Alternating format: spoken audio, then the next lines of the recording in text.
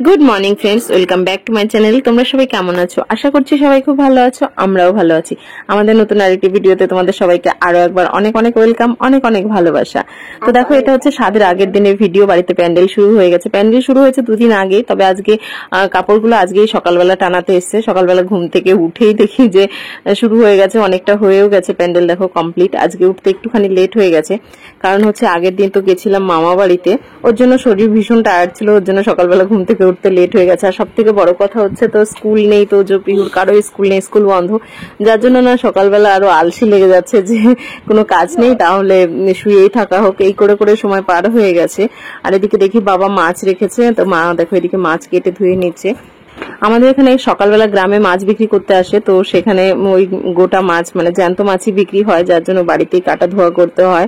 আর কোয়ার্টারে তো আমরা মাছ কিনে আনি, কেটে পুরো মানে ভালোভাবে কেটে তারপরে দেয়, বাড়িতে এনে শুধু ধুলেই হয়ে যায়। কিন্তু গ্রামের বাড়িতে মাছ কাটতে হয়। তো আমি ভালো মাছ কাটতে পারি না, আর মাছ কাটতে আমার প্রচন্ড ভয় লাগে, কিসের জন্য কি জানি। বিয়ের পর মাছ কাটতাম, কিন্তু অতটাও ভালো হতো না। তো হয় আমার দেওর কেটে দিত, না হলে পাশের বাড়ির কাকিমা কেটে দিত, কারণ তখন তো আমার শাশুড়ি মায়ের শরীর অসুস্থ ছিল, তখন বিছানা ধরাই ছিল শাশুড়ি মা, তখন তো কোনো কাজ করতে পারতো না। আর এখন তো মা সুস্থ হয়েছে পর থেকে মাছ মাই কাটে, আর সে তো ভালো মাছ কাটতে পারে, আমি আবার অতটা ভালো পারি না, যার জন্য মাছ কাটি না। আর এদিকে দেখো গাছে কাঁঠাল হয়েছে, তো পিহু বাবা সেটাই দেখাচ্ছিল যে গাছে কাঁঠাল হয়েছে, তবে এই গাছে আরো অনেক বেশি কাঁঠাল ধরতো, সেই তুলনায় এবার কাঁঠাল অনেক কম ধরেছে, অতটাও ধরেনি। আমার যখন বিয়ে হয়ে প্রথম এই বাড়িতে এসেছিলাম, তখন এই গাছে কাঁঠাল দেখে আমি অবাক হয়ে গেছিলাম, এত পরিমাণে কাঁঠাল ছিল। তো এদিকে দেখো আমাদের এই উনুনের রান্নাঘরটা, মানে মাটির রান্নাঘর যেটা, যেখানে মাটির উনুন করা রয়েছে, ওই রান্নাঘরটা এখন বেশি রান্না বান্না হয় না। তো দেখো ইঁদুর ছিল, তো বাবা এটার মধ্যে ইঁদুর ধরেছে, দিয়ে বাইরে দূরে কোথাও ছেড়ে দেবে। আর তোজো তো ইঁদুরটা দেখে প্রচন্ড খুশি। আর পিহুর হচ্ছে কালকে তো গেছিলাম মামাবাড়ি থেকে এসে রাত্রেবেলা, মানে রাত্রেবেলা কি ভোরবেলার দিক থেকে দেখছি প্রচন্ড পরিমাণে জ্বর এসে বমি করছে, তো শরীরটা গরমেই মানে খারাপ হয়ে গেছে প্রচন্ড পরিমাণে। এর আগের দিন জার্নি করে বাড়ি মানে কোয়ার্টার থেকে এসেছি, তারপরে এসে আবার জার্নি করে আবার অনেক দূর গেছি, তাতে ওর শরীরটা নিতে পারেনি জার্নিটা। তো যাই হোক, ওকে ওষুধ দিয়ে গেল মামা, ওষুধ খাওয়ালাম, ওষুধ খাওয়ানোর পর মোটামুটি একটুখানি সুস্থ লাগছে, ওর বমিটা বন্ধ হয়েছে।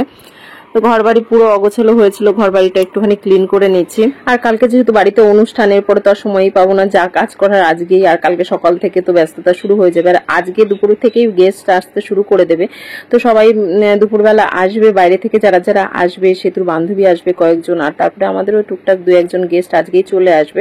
তো তার জন্য দেখলাম সকাল সকাল ঘরটাকে গুছিয়ে নিই, তারপরে বাকি সমস্ত কিছুতে হাত লাগাবো। ঘর গোছাতে আমার বেশ ভালোই লাগে, কিন্তু সময়ের অভাবে ভালোভাবে গোছাতে পারলাম না, খুব অল্প সময় ছিল হাতে, ওর জন্য কোনো রকম আলনাটাকে একটুখানি ভালোভাবে গুছিয়ে নিলাম, আর বিছানাগুলোকে ক্লিন করে নিয়েছি। বাকি শোকেস আলমারি সবই অগোছালো হয়ে রয়েছে, সবকিছু গোছাতে হবে। তো এখন তো এই দুদিনের মধ্যে আর সম্ভব না, মানে আজকের দিনের মধ্যে আর সম্ভব না, ওর জন্য আর ওগুলোতে হাত লাগাবো না। একেবারে অনুষ্ঠান বেরিয়ে গেলে তারপরে ধীরে ধীরে সমস্তটা গুছিয়ে নেব। আর কয়েকটা দিন থাকবো ভেবেছিলাম বাড়িতে, তো সেই হিসেবে ঘর গোছানোর অবশ্যই দরকার আছে। আমার আবার অগোছালো থাকতে একদম ভালো লাগে না, একটু গুছিয়ে থাকলে পরে না নিজেরও ফ্রেশ লাগে, আর ঘরটাও দেখলে মনটা ভালো হয়ে যায়।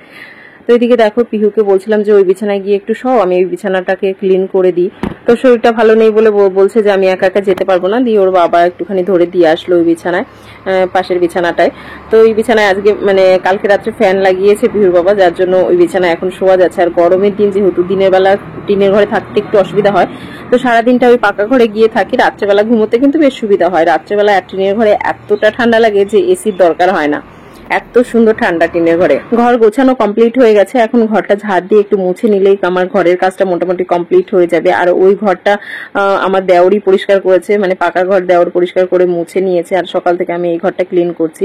মা ওইদিকে রান্নাঘরে টুকটাক কাজকর্ম করছে, এইভাবে পুরো বাড়ির কাজকর্ম কমপ্লিট হচ্ছে। আর এইদিকে হচ্ছে বাবা বসে প্যান্ডেল কিভাবে কি করা হবে বা কোথায় কি করা হবে সেটা বসে বসে দেখছে। তো টুকটাক কিছু জামা কাপড় ধুতে হবে হাতে, কালকে মামা বাড়িতে পরে গেছিলাম সেই শাড়িটাও হাতে ধুতে হবে, তারপর অল্প কিছু জামা কাপড়, পিহুর জামা কাপড়ও হাতে ধুতে হবে কিছু, আর বাকি যা ওয়াশিং মেশিনে দেওয়া তা মেশিনে দিয়ে এসেছি। তো এই শাড়িটা জল কাচা করে নেব, তেমন কিছুই হয়নি, মানে ঘামও হয়নি তেমন, কারণ প্রচন্ড ঠান্ডা ছিল ওই দিন, বৃষ্টি বৃষ্টি একটা ভাব ছিল, যার জন্য তেমন নোংরা হয়নি শাড়ি, তার জন্য ভাবলাম শুধু জল কাচা করেই মেলে দিই। উঠোনে প্যান্ডেল শুরু হয়েছে, ওর জন্য সমস্ত জামা কাপড় মেলা দড়ি খুলে দেওয়া হয়েছে, ওর জন্য ছাদে যাচ্ছিলাম জামা কাপড় মেলতে। তো পিহুর বাবা বলছে যে মুড়ি মেখেছি, কটা মুড়ি খেয়ে যাও, তার জন্য এখানে বসে আবার মুড়ি খেয়ে নিচ্ছি। আর এদিকে মামা এসছে, মামা ওই পিহুকে দেখতে এসেছিল, পিহু শরীর খারাপ, তো মামাও বসে আছে আমাদের সাথে গল্প করছে। মামা বলছে আমি কিছু খাবো না, পান মুখে দিয়ে এসেছি। তো আমরাই মুড়ি খেলাম, খাওয়া দাওয়া করে দেখো আমি চলে এসেছি ছাদে। তো মায়ের বাসি কাপড়ও ধুয়েছিল, সেটাও নিয়ে এসেছি। তো দুটো শাড়ি মেলে দিয়ে তারপর আমি চলে যাবো। আর আমাদের ড্রাগন গাছে এত সুন্দর ড্রাগন ফুল ফুটেছে না, দেখলেই মনটা ভরে যাচ্ছে, অনেকগুলো ফুল এসছে। ছাদে কাপড় মেলে সোজা চলে এসেছি রান্নাঘরে। তো মা রান্না করছে, একটুখানি হেল্প করে দিতে এসেছি। এখানে দেখো মা অনেক শাক তুলে এনেছে, তো শাকগুলোকে কেটে ধুয়ে দেবো আর কিছু সবজি কেটে দেবো, রান্না করবে মা। কারণ এখন কাঠের উনুনে রান্না করছে, বেশ অনেক কদিন ধরে গরম পড়েছে পর থেকে মা কাঠের উনুনে রান্না করছে। আর না হলে আগে কিছুদিন বেশ গ্যাসেই রান্না করেছে। মায়ের আবার দাঁড়িয়ে দাঁড়িয়ে রান্না করতে একটু কষ্ট হয়, বসে রান্না করতে সুবিধা হয়, ওই জন্য মা গ্যাস থেকে রেখে কাঠেই রান্না করতে পছন্দ করে বেশি। আমার শাশুড়ি মা শাক খেতে খুব ভালোবাসে, আর শাক খাওয়া শরীরের পক্ষে প্রচন্ড ভালো, তার জন্য প্রত্যেকদিন মানে এক পদ শাক হবেই। মানে শাক ছাড়া আমার শাশুড়ি মা কোনোদিনও ভাত খায় না। বিয়ে হয়ে এই পর্যন্ত দেখে আসছি যে মা সবসময় শাক রান্না করবে। আমার বিয়ের পরে যখন এ বাড়িতে এসেছি প্রথম, তখন তো মা অসুস্থ ছিল, আমার বিয়ের অনেকদিন আগে থেকে অসুস্থ ছিল। তো তখন যখন আমি একা একা রান্না করতাম, তো তখন তো আমি অত শাক গুছিয়ে আনতে পারতাম না। তো পাশে আমার একটা মাসি শাশুড়ি ছিল, পাশের বাড়িতে বাড়ি, তো উনি আমাকে শাক গুছিয়ে দিয়ে যেত, আমি রান্না করে দিতাম। শাকগুলোকে 2-3 বার করে ভালোভাবে জল দিয়ে, মানে বেশি করে জল দিয়ে ধুতে হয়, না হলে কিন্তু শাক ক্লিন হয় না। মানে শাকের মধ্যে যে একটা বালি বালি ভাব থাকে না, রান্নার পরে থেকে যায়, খেতে ভালো লাগে না। মানে খেতে গেলে সেই বালি একটা কেমন যেন মুখে বাঁধে, কিরকির করে। তো ওর জন্য শাকটা যত ভালোভাবে ধোয়া হয় ততটাই খেতে ভালো লাগে।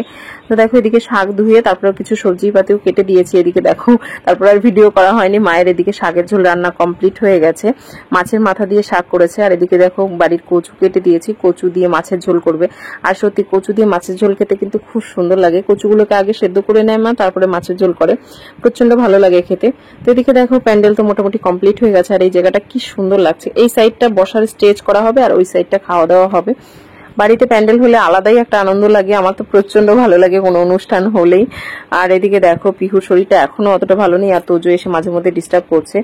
আর ফ্যানটা লাগানো হয়েছিল, এর আগের দিন লাগিয়েছিল, কিন্তু ফ্যানের রেগুলেটরটা লাগানো হয়নি, ওটাই আজকে নিয়ে আসলো, তো ওটা ঠিক। ফ্যানের রেগুলেটর না থাকলে ফ্যানটা একদম জোরে স্পিডে চলে, তো আর প্রচন্ড ঠান্ডা লাগে রাত্রেবেলা ফ্যান চালানো যায় না হলে।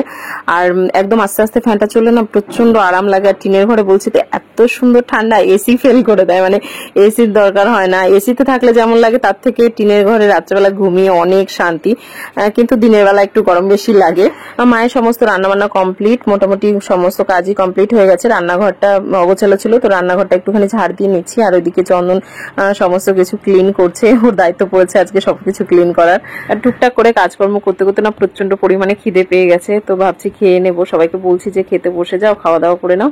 তো এদিকে দেখো রান্নাবান্না কমপ্লিট হয়ে গেছে, আলু কচু দিয়ে মাছের ঝোল, আর এদিকে শাক, আর হচ্ছে মা টক ডাল করেছে। এত ভালো লাগে না বাড়িতে টক ডাল খেতে, কি বলবো। আর গরমের দিন পড়েছে না, ওর জন্য ভালো লাগে বেশি। এদিকে চন্দনা সেতু খেতে বসেছে, তো আমি পিহু তোজোকে ডাকছি, ওরা এখন আসেনি, ওদের আগে খাইয়ে দেবো, তারপরে আমরা খাওয়া দাওয়া করবো। তো পিহু তোজোকে খাওয়ানো কমপ্লিট হয়ে গেছে। এখন দেখো এদিকে পিহুর বাবা খেতে বসেছে, ওরা খেয়ে উঠলে পরে আমি মা ওরা সবাই মিলে খাবো। মানে যার যখন কাজ কমপ্লিট হচ্ছে এক এক করে সবাই খাওয়া দাওয়া করে নিচ্ছে, কারণ সবারই প্রচন্ড পরিমাণে খিদে পেয়েছে। আর বাড়িতে আসলে না সকাল সকালে খিদে পেয়ে যায়, কিসের জন্য কি জানি। কোয়ার্টারে থাকলে কিন্তু 1টা-2টোর আগে ভাত খাওয়া হয় না, কিন্তু বাড়িতে আসলে 10টার মধ্যেই খিদে পেয়ে যায়। তো খাওয়া দাওয়া কমপ্লিট করে এদিকে দেখো সমস্ত গেস্টও চলে এসেছে বাড়িতে। আর এদিকে সেতু বসেছে নেল এক্সটেনশন করাতে, আর সাথে সাথে আমিও ভাবছি একটুখানি করাবো। আমি এর আগে কোনোদিন নেল এক্সটেনশন করাইনি, তো সবাই করায় দেখে অনেকদিন থেকে বেশ মনে হালকা একটু ইচ্ছে ছিল। তো আজকে প্রথমে ভেবেছিলাম যে করাবো না, সেতু যখন বললো যে নেল এক্সটেনশন করাও, তো আমি ভাবলাম না করাবো না, তাহলে কাজ করতে পারবো না। তারপর আবার ভাবছি বাড়িতেই যখন করিয়ে দেবে তাহলে বসে বসে করিয়ে নি। পিহুর বাবাকে বললাম, পিহুর বাবা বলছে হ্যাঁ করো, কারণ বাড়িতে বসে যেহেতু করাচ্ছে, তোমাকে পার্লারে গিয়ে বসে থাকতে হচ্ছে না, তাহলে তো সুবিধাই। তার জন্য ভাবলাম যে আমিও বসে বসে করিয়ে নি। আর বিয়ের আগে বলছি কেন, আমার মেয়ে হওয়ার আগে তো আমি প্রচন্ড বড় বড় নখ রাখতাম।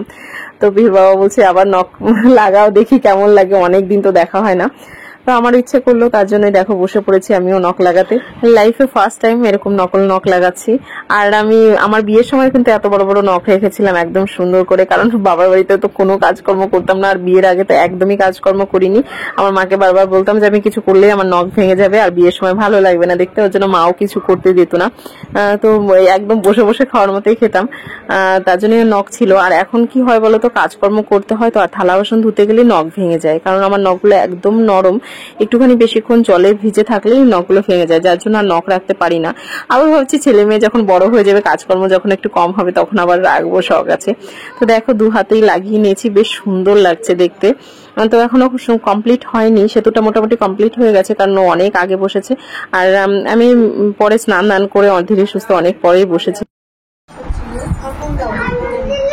তো এদিকে দেখো আমার দেওর এখানে সবার জন্য ফল কেটে এনেছে, কি সুন্দর করে সাজিয়ে গুছিয়ে এনেছে। কেয়ারিং হাজবেন্ড, দাদা ভীষণ কেয়ারিং হাজবেন্ড। আপেল নেই, আপেল নেই। নিয়ে এসছে বান্ধবীর জন্য। দা বান্ধবীর জন্য নিয়ে এসেছে। বান্ধবীর জন্য এনেছে। বান্ধবীদের জন্য।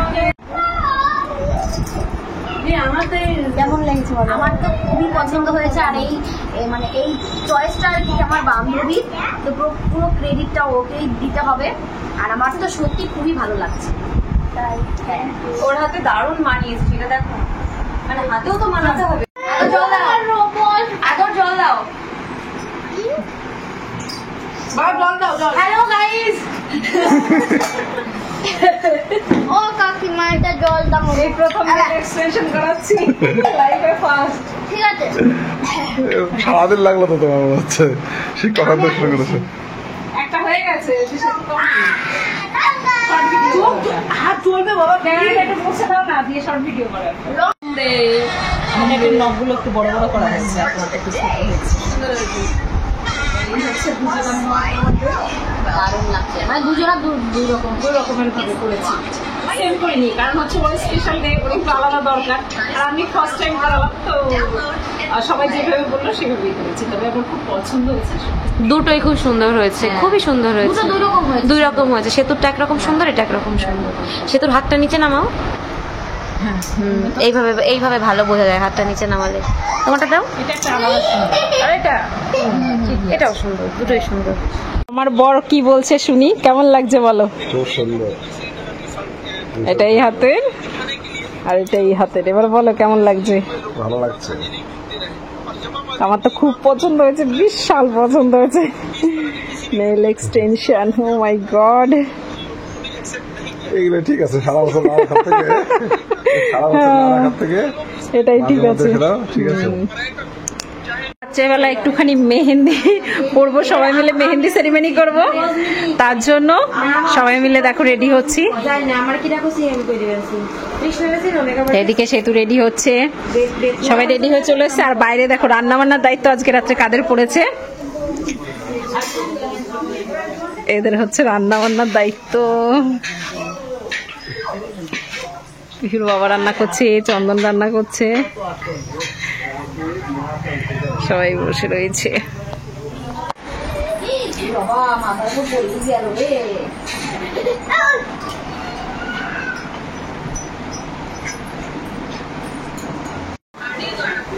খুব সুন্দর লাগছে, একদম নতুন বউ লাগছে।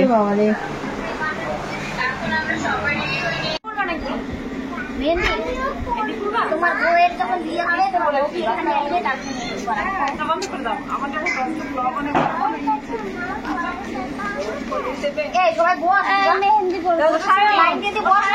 রাত্রিবেলা আমরা সবাই মিলে সেজে গুজে এখানে একটুখানি মেহেন্দি অনুষ্ঠানের মতো করছি, মানে সেতুকে মেহেন্দি পরানো হবে আর আমরা সবাই মিলে পাশে বসে থাকবো। তো সেই জিনিসটাই আমরা করছিলাম, আর একটুখানি ভিডিও শুট হয়ে যাবে, সেই জন্য সবাই মিলে দেখো সুন্দর করে সেজে গুজে আমরা বসে পড়েছি মেহেন্দি পড়তে। সেতুকে মেহেন্দি পরানো কমপ্লিট করে তারপরে এদিকে দেখো খাওয়া দাওয়া শুরু হয়ে গেছে। আর আজকে রান্নাবান্না তো তোমাদের দেখালাম কে কে করেছে। পিহুর বাবা, চন্দন আর ভবতোষ আর মা হেল্প করে দিয়েছে, মা আর মামি হেল্প করে দিয়েছে। তো ওরাই রান্নাবান্না কমপ্লিট করেছে আর আমরা বসে বসে শুধু এনজয় করেছি। তো খাওয়া দাওয়া কমপ্লিট করে তারপরে এদিকে দেখো আমি আমার ননদকে মেহেন্দি পরিয়ে দিয়েছি। আমার ননদ বলতে হচ্ছে মামা শ্বশুরের মেয়ে। আমি ভালো মেহেন্দি পরাতে পারি না, ভালো বলতে একদমই পারি না, ওই কোনো রকমে কাজ চলার মতো পারি। তো বলছে বৌদি তুমি যেমন পারো তেমন করে পরিয়ে দাও, ওর জন্য একটুখানি পরিয়ে দিচ্ছি। তো ডিজাইন বের করে দিয়েছিল, ওটা দেখে দেখে একটুখানি কপি করার চেষ্টা করছিলাম। তো চলো আজকে ভিডিওটা এই পর্যন্ত শেষ করছি। তোমাদের ভিডিওটা কেমন লাগলো অবশ্যই কমেন্ট করে জানিও, ভালো লাগলে একটা লাইক শেয়ার করো, আর চ্যানেলে যদি নতুন হয়ে থাকো চ্যানেলটা অবশ্যই সাবস্ক্রাইব করো। তোমাদের সাথে দেখা হবে নেক্সট ভিডিওতে। ততক্ষণ তোমরা সবাই খুব ভালো থেকো, সুস্থ থেকো, সাবধানে থেকো।